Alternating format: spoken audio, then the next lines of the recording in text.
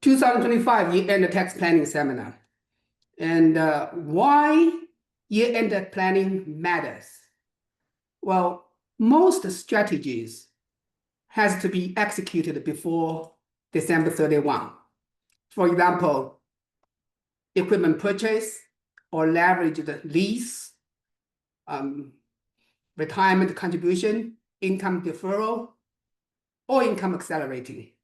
And charitable giving must be executed before the calendar year closes. Miss these deadlines, and you miss significant savings. So strategic timing, most high-impact tax strategies must be completed before December 31 to count for the current year tax. And also year-end provides an accurate income projection, enabling precise tax planning and bracket management. So we always say about proactive planning, right? And I always say, year-end, this is a time for celebration. We take a look at the count, how our business run, and then we plan in the next 2 months to make sure we don't pay too much tax, okay?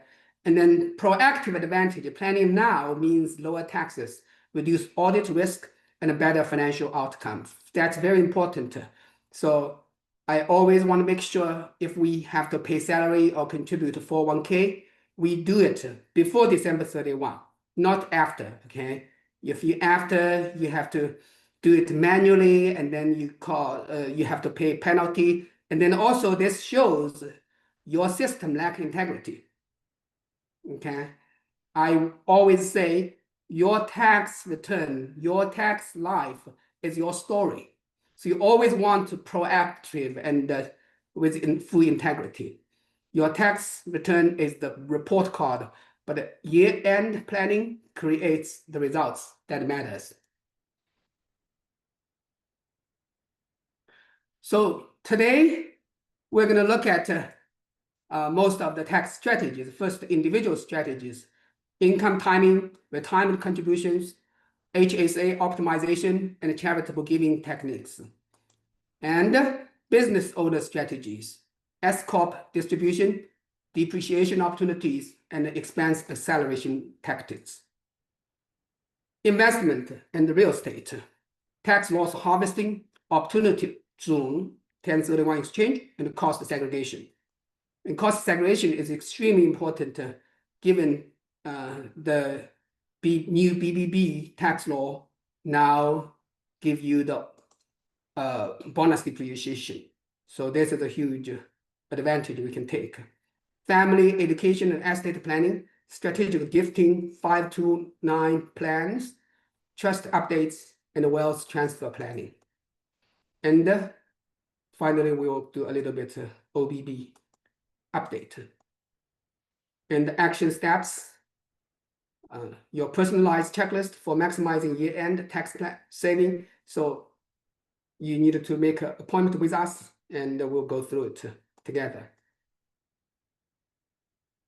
So manage your income. If you expect to be in a higher tax bracket in 2026 due to increase of income, job changes, or expiring deductions, consider accelerating income into 2025. This includes billing clients earlier, taking bonus before year end, or exercising stock options, okay? And then also you can always choose accrue basis, of, choose between accrue basis or cash basis, depends on what will give you the most strategic advantage. And you may want to defer income if 2026 will bring lower income, perhaps due to retirement, sabbatical leave, or business slowdown. Defer income until next year. Delay invoicing, postpone in bonus, or structure payments to arrive in January.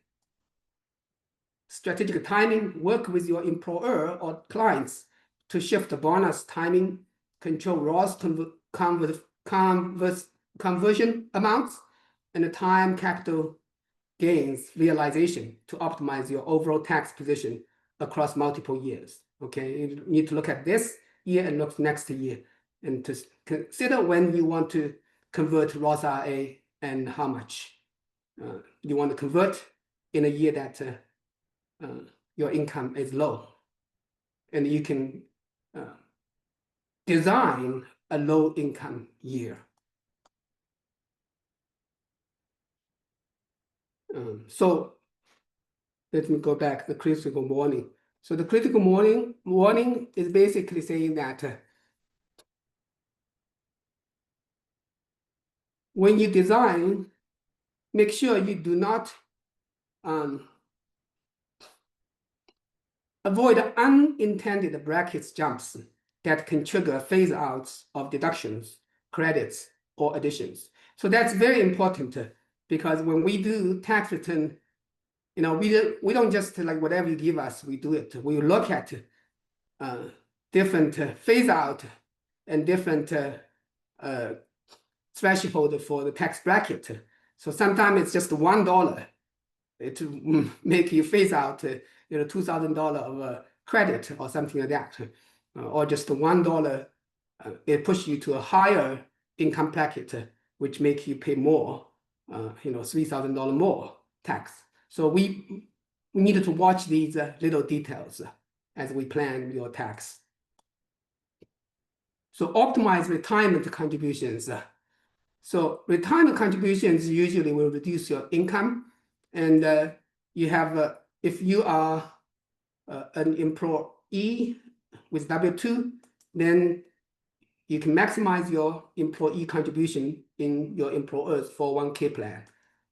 And if you are, and you can also maximize your traditional and Roth IRA. And I always suggest, Roth IRA, you have a $7,500 limit. If you want to take a little bit of risk, buy some cryptos. This way, you just hold it, and don't worry if they lose money or increase money. If they lose a lot. If they increase a lot too over the years. And then when you sell it, you don't have to pay tax, right? So if you look at 10, 20 years, it's good to have some crypto in your Roth IRA.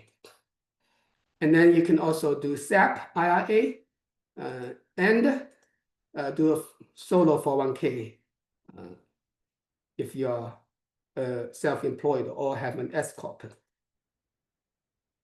So HSA, this is often overlooked. So HSA, you have 3 benefits. 1, you get tax deduction when you put money in there. And then 2, it has tax-free growth. 3, you have tax-free withdrawal. And the beauty is also, if you don't use it for medical health purpose, after age 65, you can withdraw for any use. So this is another retirement saving that actually has both traditional IRA and Roth IRA benefit into it. So that's actually, you want to take advantage of that. Family is $8,550. If you're age 50 and above, you have an additional $1,000. And individual is $4,300. So you can take advantage of that to reduce some your taxable income. Charitable giving. So you can donate appreciated stock to charity. The beauty of that is you get a double benefit. So you do not need to pay capital gain tax. And you get the market value as your donation deduction. So you have 2 benefits, okay? So, and you can donate into a donor advised fund. That's very easy to set up. And the beauty of donor advised fund is you can donate to it and you do not need to use it this year, right? So it grows over time. And when you retire, you want to do some charity, you can donate it to a charity that you enjoy working with, or you can start a charitable organization and then you can donate it there. And you can travel the world and do some mission. And then you can also bunch contribution. What does that mean? So your standard deduction is only $15,000 or $30,000, right? And so for some of you, you don't have such a mortgage and donation, so you don't have the high, the amount of your itemized deduction is less than your standard deduction. So the way you do it is you bunch your contribution in 1 year. So you contribute quite a lot, right? This year, make your itemized deduction more than your standard deduction. And then next year, you don't contribute at all. You just do it the standard deduction. Yeah, so that's a little bit tip you can play. And if you are subject to the required minimum distribution for your 401k, you can always do one direct IRA deduction contribution to charity, and you get all the deductions. And the beauty is, you don't have capital gain tax along the way. So S corp. So again, if you are a self-employed person, freelance, real estate agent, insurance agent, make sure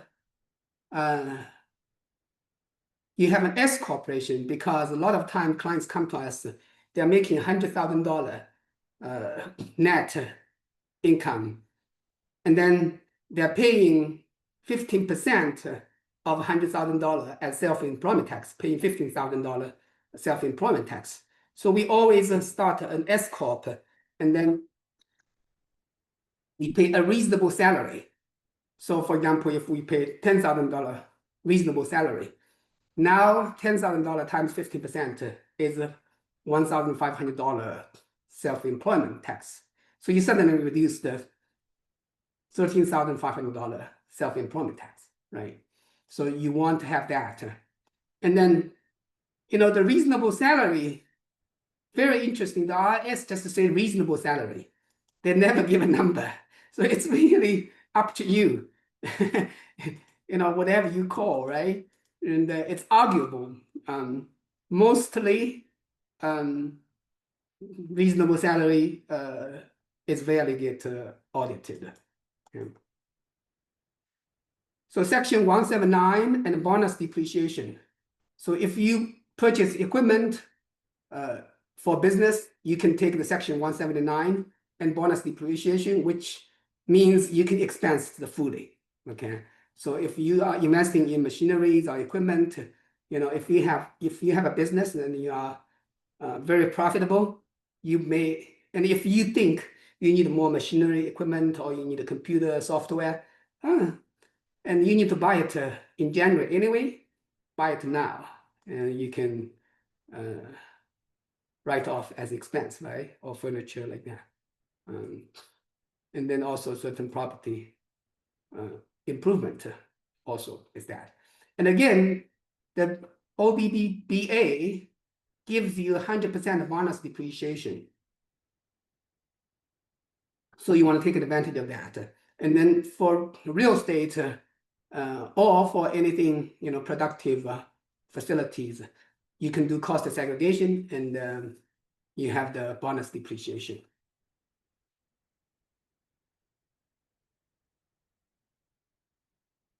So you always, identify need. Also, don't buy things that you don't need. That makes no sense. Your tax deduction still, it's only 30–40% of what you spend. So only if you need it anyway, not to buy it for tax purpose.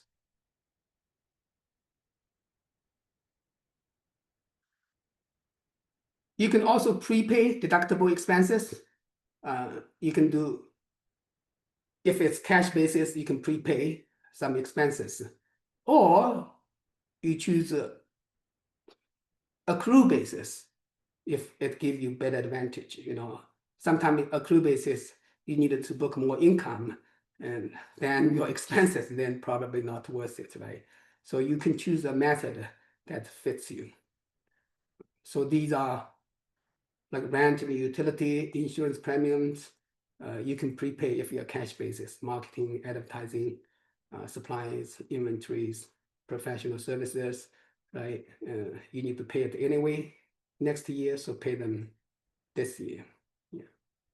Like I needed to pay my tax software anyway, so I just pay it in before January, this year, so I get tax deductions.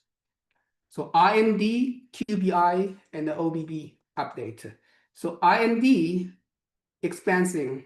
So the requirement to capitalize and amortize R&D expense over 5 years has been reversed. So businesses can now immediately deduct research and development costs, significantly improving cash flows for innovative companies. This includes wages, supplies, and contract research expenses for developing new products, processes, or software. And you also can apply for the R&D tax credit. And the QBI deduction remains strong. The qualified business income deduction continues to allow eligible pass-through business owners to deduct up to 70% of qualified business income. This powerful deduction phases out at higher income levels for specified service businesses. So here, again, it's more important to manage your income, right? But it remains fully available for other business types. Proper income management and business structure are key to maximizing this benefit. So again, this goes back to our first principle of tax, your story, right? And how you call your business is also important. So qualified small business stock exclusion limit has increased to 15%, or 10 times basis, whichever is greater.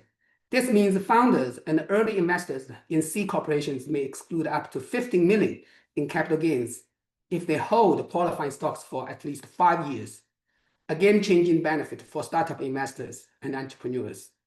So this, I always say, this is an amazing benefit you want to use. And this what makes America the republic of entrepreneurs. So if you have a business, such as some technology business that can be scalable, you want to do it as a C Corp and take advantage of this $50 million capital gain tax and really focus on your business as developing your business, increasing the value of the business. And then you make money out of the capital gain when you sell the business or merge with others. So that's the goal, rather than making the profit every year. And that's what Amazon does. They don't have profits because they reinvest in their business. However, their stock continues to grow, right? So you can do the same way. Pay yourself little salary and don't distribute to your retained earnings. Enhanced innovation incentives, additional tax credits, and the incentives to support the business investing in technology, clean energy, domestic manufacturing, and workforce development. These provisions encourage long-term investment and competitiveness while providing immediate tax benefit. Okay, so these are, continue to have clean energy and manufacturing. For manufacturing, if you do manufacturing in America, even your facility, your building can be fully deductible, okay? So now give you an idea, if you have this year, whatever reason, you have a high income, well, maybe you can, buy a warehouse or something, right? And then you can lease out and you can, write off the whole thing. Or you can purchase, purchase equipment. For example, there are companies that you can invest in them and they will purchase construction machineries. And now you get to deduct the whole thing, right? And then, income come in the next few years. And even better, you can do leverage the leasing. So let's say you purchase construction equipment for $1 million, but you only put $100,000 in there, and you borrow $900,000. However, you can write off the whole $1 million. Think about that. So you spend $100,000, but you get $1 million income deduction, which will give you, if you're in California, $500,000 tax reduction. So you really think about that. If you plan proactively, even you have a huge tax bill, we can easily eliminate that. And all of these are legal. We're just using the tax law to reduce your tax. Tax loss harvesting, Joseph mentioned that. So basically, if you have some loss and you see this stock may not grow next year, well, sell it now, and then you can take it as a loss this year. Okay. And then it also offset capital gain. If you don't use it, you can carry forward. Opportunity zone. This is also another OBB update. So you can defer tax until 2026. And you can, if you hold the investment for 5 years, the gain is reduced by 10%. And if you hold it for 10 years, it's reduced by additional 5%. And the beauty is, if you hold for 10 years, when you sell it, you don't have to pay any capital gain. So it's just like a Roth IRA. So it's Roth IRA without limit. 1031 exchange. So if you have real estate and you want to tap into the equity, instead of selling it and paying capital gain tax, you can always roll over to the next purchase. And then you keep rolling over, you never pay tax. And when you pass on to your children, they have a step-up basis. So you never pay tax. Okay, so that's a 1031 exchange. And the beauty of this year's tax law is you can do a cost segregation, which means that you segregate different parts of the building into certain parts, like equipment is 5 years depreciation, pavement maybe 10 years, your roof maybe 20 years. So anything less than 20 years, you can depreciate with bonus depreciation, which means you can depreciate now, the whole year. Like 1 year, you can depreciate all of these. So that gives you enormous advantages. So for example, again, if you buy a, let's say, $1 million house, and let's say, $800,000 is structure, and then you do a cost segregation, you may be able to deduct $500,000. That's huge, right? Again, you may just put 20% cash, $200,000. However, it will give you $500,000 income deduction, which may give you, if you're in California, again, give you, $250,000 tax.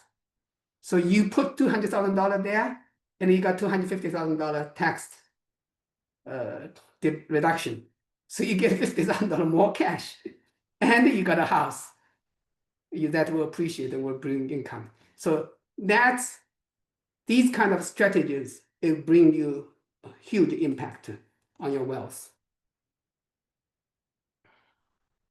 So the key is it must be for your investment or business use, not your personal tax.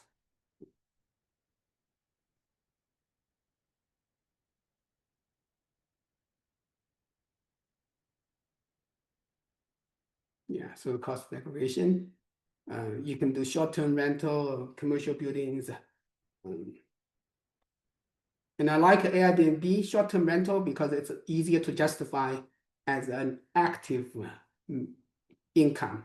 So your active income, now your active loss, you can use that loss to offset your W-2 income because it's active income. Okay, so if you have a high W-2 income, the most conservative, easy way is to buy a short-term rental property and then do cost segregation and bonus depreciation. That's the most conservative way. Okay, it's a safe investment, and then you got a deduction and you reduce your tax. You can probably reduce 100% your tax. Gifting and education planning.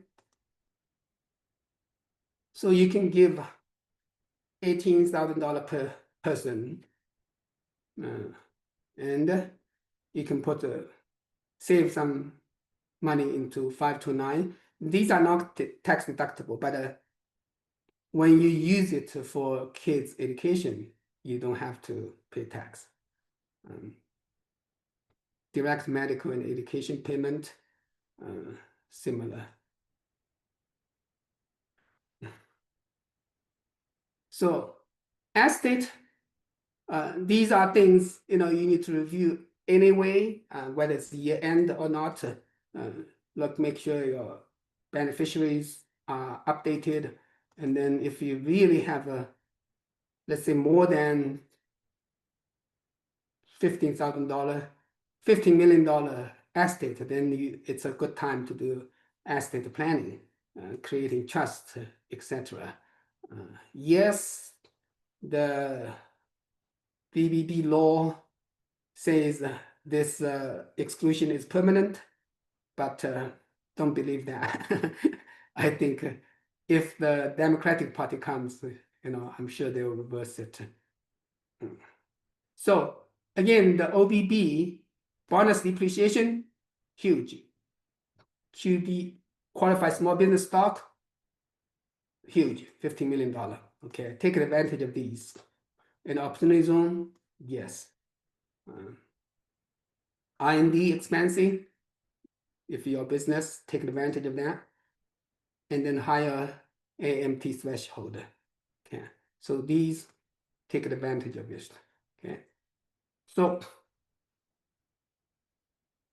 in conclusion, look at 2025 tax income and tax bracket, and let's do some income shifting, whether accelerate some income or push some income to 2026.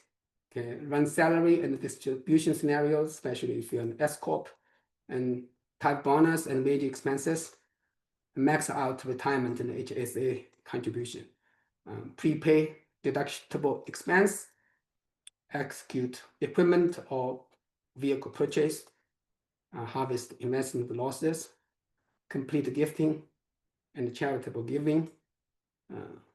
So these are strategies. That's important, okay? And we are here to work with you. So make sure you schedule time with us as soon as possible before November 20, okay? And then we have time, to work with you. I'll be traveling November 22nd and be back November 28. So good before, okay? And you can schedule time with me or with Joseph, and let's plan proactively. Okay. Thank you. Any questions? Yes. Hi, I have a question. Can you hear me? Yes. If I purchase a house and close it before end of year, but I still have to do cost segregation. But if I don't have time to do cost segregation, I do it January next year. Can I still? Yes, as long as you do it before you file your tax return, it's okay. We can still use it. As long as I close the house this year. Yes, you have to close the house this year. Oh, so are you saying the difference is if the house is for long-term rental different than the house for short-term rental for the? So there's a rule called passive income. So passive income means you invested in an LLC that you're a financial investor, you don't manage it, right? And they are managing it. So You No, just I'm managing it. yeah. I'm managing. So passive income means you don't manage it. So passive income, passive loss can only offset passive income. Okay, so now a lot of times our clients have high W-2 income or S corp self-employment, consulting K1 income. These are active income. So we want to reduce that active income. So we will create a real estate loss. Now, real estate loss by default usually is passive. However, we want to justify, we want to create story that this is active, So we say we manage it. So it's a short-term rental, and we also create an LLC, and we manage it professionally. So that's the purpose. Short-term, Okay. yeah. So short-term, Okay. it's easier to argue that it requires active attention. Okay. Yeah. Got it. But if I'm a real estate professional, that's no difference then. Now, the real estate professional is actually better. If you're a real estate professional, now it's easier to say this is a active loss. Yeah. Okay. Yeah. Even sometimes, even if it's a long-term rental. Okay. So I didn't get that. So if for a $1 million property in the Bay Area, Yeah. let's say the land is the 30%, the house value is 700,000. How Yeah. much I could deduct at the first year? So the $700,000 is depreciable, right? And then we do a cost segregation. And the cost segregation will separate different parts. So, depends on the result. The results may say, among the $700,000, $300,000 can be deducted, depreciated, within 20 years. Okay. And then you can take this as a full deduction, like $300,000. Okay. Do you have a recommendation for a cost segregation sort? Yeah, we use one. So we all refer Okay. our clients to that one. They are, we call it engineering-based cost segregation. So they do a study, and based on engineering. So they have more, how to say, if challenged, their report have more authority. Okay. Yeah, Thank and it's you. like, $2,000 something. So for us, we feel it's worth it. Okay. Yeah, I mean, you could. I think if it's less than $600,000, the property, you could use an online software and do it. Most likely, you'll pass. But if it's challenged, sometimes it's harder to justify. If the IRS may say, "Hey, this is not acceptable." Yeah. So we usually, because you're getting benefit of a $200,000, $300,000 deduction, which would give you tax benefit of $100,000, $150,000. So I would rather pay $2,000 to do the study.